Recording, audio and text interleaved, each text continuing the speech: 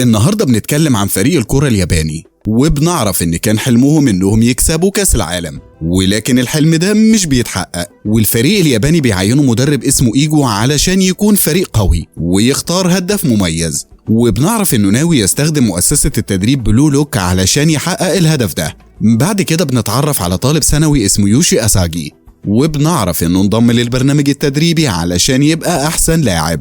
والحلقة بتبدأ بمشهد لأساجي وهو بيجري بالكورة على طول الملعب وبيحاول يتجنب لاعبين فريق الخصم، وبنعرف إنه لو سدد الهدف ده فهو وفريقه هيتأهلوا للمنتخب الوطني. وبنلاقي أساجي بيلعب بكل مهارة وبيقرب من الجون، وفجأة بيلمح واحد من زمايله تادا بيشاور له علشان يسدد الهدف، وأساجي بيبقى مش عارف يسدد الهدف على طول ولا يمرر الكورة، ولكنه بيقرر يمرر الكورة، وللأسف تادا مش بينشن صح والكورة بتخبط في العارضة، والفريق التاني بياخد الكورة وبيسدد هدف ضد فريق أساجي وبيكسبوا. واللي بيسدد الهدف بيبقى لاعب اسمه كيرا رياساكي. وبعد الماتش المدرب بيكلم أعضاء فريقه وبيحاول يواسيهم، ولكنه بيبدأ يعيط وباقي الفريق بيعيطوا، وأساجي بيبقى حاسس بكآبة وبيبدأ يلوم نفسه على الخسارة دي علشان هو اللي قرر يمرر الكورة. وبنعرف إن حلم الطفولة بتاع أساجي إنه يكون هداف اليابان الأساسي، وده اللي خلاه يتمرن ويتدرب كل يوم من وهو صغير، ولكنه في اللحظة دي بيحس إنه خسر حلمه للأبد. وهو مروح بيبدأ يفكر في الموضوع وفي الجون اللي فاته وبيقعد يصرخ ويعيط. ولما بيروح بيتعشى مع مامته، وبيستغرب لما بيلاقي إن جاله جواب من اتحاد كرة القدم بيطلبوا منه إنه يجي يقابلهم علشان تم اختياره كرياضي محترف. وتاني يوم أساجي بيروح للعنوان اللي كان مكتوب في الجواب، وقدام البوابة بيقابل كيرا اللاعب اللي كسبه امبارح. ولما الاتنين بيتكلموا أساجي بيحس إنه شخص طيب، وجوه المبنى أساجي بيلاقي 300 من أحرف لاعبين الكورة اللي في دوري الثانوي مستنيين جوه. وفجأة النور بيوطى وراجل شكله غريب بيتكلم من خلال المايك، وبنعرف إنه إيجو مدرب فريق الكورة الياباني الجديد، وبيقول لهم إنه ناوي يختار من بينهم كلهم لاعب واحد بس علشان يكون هداف الدولة. ولما كيرا بيعترض غيره من اللاعبين بيعترضوا هم كمان، ولكن أساجي بيحس إن دي فرصته وبيبدأ يجري للمسرح، وبيجري وراه تقريبا كل اللاعبين اللي في الأوضة، وإيجو بيفرح. وجوه مؤسسة البلو لوك أساجي بياخد تيشيرت رقم 299 وبيتحط في أوضة زي. ولما بيدخل الأوضة بيلاقي كيرا من اللاعبين اللي اتحطوا معاه في نفس الأوضة.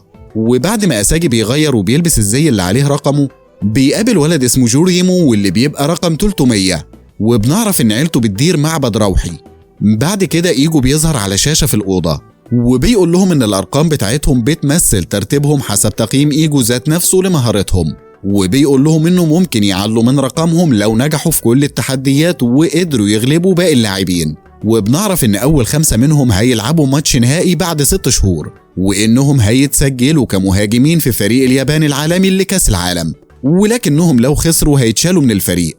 وبيقول لهم إن التحدي الأول هيبدأ دلوقتي، وإن مطلوب منهم إنهم يمرروا الكورة لبعض لمدة 136 ثانية، واللي الكورة هتكون معاه لما الوقت يخلص هيتم استبعاده. أول واحد بيجي عليه الدور بيطلع جوريمو، واللي بيحدف الكورة على لاعب بيبان إنه مش مركز، ولكن اللاعب ده بيفاجئه وبيحدف عليه الكورة تاني، فجوريمو بيحدفها على واحد تاني وبينشنها على وشه، فاللاعب ده بيتعصب وبيحدفها جامد على أساجي وبيبقى هيوقعه، بس جوريمو بيسنده. وبعد كده أساجي بيحاول يركز على استبعاد جوريمو، بس بيغير رأيه فجأة وبيقرر إنه محتاج يستبعد لاعب أقوى. وفجأة اللاعب اللي ما كانش مركز في أول اللعبة بياخد منه الكورة وبيستهدف بيها كيرا، وأساجي بينضم ليه والاتنين بيستهدفوا كيرا لحد ما الوقت بيخلص. وكيرا بيتصدم في أساجي وبيسأله هو ليه عمل كده، بس أساجي مش بيعرف يرد. بعد كده بنرجع ورا بالزمن، بنتعرف على إنري شان وبنعرف إنها واحدة من المسؤولين عن تدريب فريق اليابان العالمي، وبنلاقيها متعصبة إن الفريق بتاعها خسر في التصفيات، ولكنها بتلاقي إن باقي المسؤولين مش فارق معاهم النتيجة، ولكن فارق معاهم الفلوس اللي بيكسبوها من ورا الفريق. ولكن إنري بتصمم إنهم لازم يعينوا إيجو علشان يدرب الهداف الأساسي بتاعهم في مؤسسة بلو لوك. بعد كده بنرجع لكيرا وهو بيزعق لأساجي، وفجأة إيجو بيظهر على الشاشة تاني وبيطلب من كيرا إنه يسيب المؤسسة، ولكن كيرا بيتعصب وبيقول له إن اللعبة دي ملهاش معنى، ولكن إيجو بيقول له إن كل حاجة في المؤسسة مهيئة لاختيار أحسن لاعب، وبيشرح إن الأوضة اللي هم فيها دي مصممة على قياسات الجون، وإن اللعبة نفسها بتختبر قدرة اللاعب إنه يسدد وإنه يبعد عن طريق الكورة، وإنه يستغل كل ثانية من وقته علشان يسدد هدف، وبيقول لكيرا إنه لا يصلح هداف. بعد ما كيرا بيمشي، إيجو بيهني الباقي إنهم نجحوا في التحدي الأول، وبيقول لهم يركزوا في باقي التحديات. بعد كده اللاعبين بيمروا باختبارات لياقة كتير، زي قدرتهم وسرعتهم في الجري وقدرتهم على النط. وأساجي بيتعرف على رايشي واللي بيبقى عنده قدرة تحمل رهيبة، وكوان اللي بيبقى بيعرف ينط مسافات عالية. وبنعرف إن كل لاعب بيتعامل أحسن وفقا للرقم بتاعه، إن كل ما الرقم بيعلى كل ما نوعية الأكل والمعيشة بتتحسن. وبالليل بنلاقي أساجي مش عارف ينام علشان بيحلم بكيرا وبيحس بالذنب بسبب اللي عمله فيه، وبيقرر إنه لازم يقوم يتدرب علشان يتجنب الاستبعاد. ولما بيقوم وبيروح أوضة التدريب، بيقابل هناك باكيرا اللاعب اللي ساعده يستبعد كيرا، والاتنين بيقرروا يتدربوا مع بعض. وأثناء التدريب أساجي بيسأل باكيرا هو ليه استقصد كيرا، وهو بيقول له علشان العفريت اللي جواه قال له كده، وبيبدأ يضحك. وفي اللحظة دي بنشوف باكيرا وهو بيلعب في ماتش، وبنلاقيه في صوت جواه بيقول له ما يمررش الكورة ويسدد بنفسه الهدف. وفعلا باكيرا بيسمع الكلام ومش بيمرر الكورة. ولما بنرجع لأوضة التدريب، بنلاقي باكيرا بيقول انه على طول بيسمع كلام العفريت بتاعه، وبيقول لأساجي انه هو كمان جواه عفريت بيركبه لما بيكون عايز يكسب. وتاني يوم أرقام اللاعبين بتتغير بناء على ألعاب اللياقة بتاعت امبارح، وأساجي بيطلع لرقم 274. ولما إيجو بيظهر على الشاشة، اللاعبين بيبدأوا يشتكوا من أوضهم وأكلهم، ولكن إيجو بيقول لهم إن في بلو لوك أمهر اللاعبين بيتعاملوا كملوك، ولكن الباقي لازم يشتغلوا أكتر ويتعبوا. بعد كده بنتعرف على إيوشي آسي، لاعب وسط محترف في أكاديمية رويال، وبنلاقي الصحفيين بيسألوه لو هو ناوي ينضم الفريق الياباني العالمي، ولكن إيوشي بيقول إن اتحاد الفريق الياباني ضعيف وإنهم ما يستحقوش مهاراته. وبعد ما بيسيب أوضته، إيوشي بيشوف مؤتمر صحفي لاتحاد فريق الكرة الياباني، وبيلاقيهم بيتكلموا عن البلو لوك، وإنا ريشان بتقول إنها ناوية تختار وتدرب أقوى هداف على مستوى البلد. وبنلاقي الصحفيين مش بيعجبهم ثقتها، ولكن إيوشي بيعجبه الفكرة وبيقرر يلغي خطته إنه يسافر أسبانيا علشان يقدر يشوف مين الهداف اللي هيختاروه في الآخر. ولما بنرجع للبلو لوك، بنلاقي إيجو بدأ التحدي التاني، وبنلاقيه قسم كل اللاعبين ل4 فرق، وبيقول لهم إن الفريق الخسران في الآخر هيروحوا. وبنلاقي اللاعبين مش عاجبهم التحدي علشان هم كلهم هدافين، وعلشان مفيش غير 11 لاعب في كل فريق. ولكن إيجو بيقول لهم إن زمان فريق الكورة كان مكون من هدافين بس. بعد كده بنعرف إن فريق إكس هيواجه فريق زي، وفي الأول الفريقين بيلعبوا ورقة طوبة مقصة علشان يحددوا أنه فريق هيبدأ الماتش. وأساجي بيكسب اللعبة دي، وبيختار إن فريقه يبقى في وضعية الهجوم، وبيقرر إنه لازم يسدد أهداف كتير ويخلي فريقه يكسب. بعد كده الفريقين بيستعدوا لبداية الماتش، وباكيرا بيلاحظ إن أساجي متوتر، وبيقول له يرتاح ويستمتع بوقته ويفتكر هو بيحب الكورة ليه. ولما الماتش بيبدأ، أساجي بياخد الكورة وبيفكر في خطوته الأولى، ولكن قبل ما يعمل حاجة الرايشي بيخطف منه الكورة وبيجري. ولكنه برضه قبل ما يعمل حاجة، لاعب تاني اسمه كينو جامي بياخد منه الكورة، واللاعبين بتوع فريق زي بيبدأوا يتعاركوا على الكورة، وأعضاء الفريق التاني برضه بيبدأوا يتعاركوا، وكله بينسى روح الفريق. وأساجي بيبقى مصدوم ومش عارف يعمل ايه.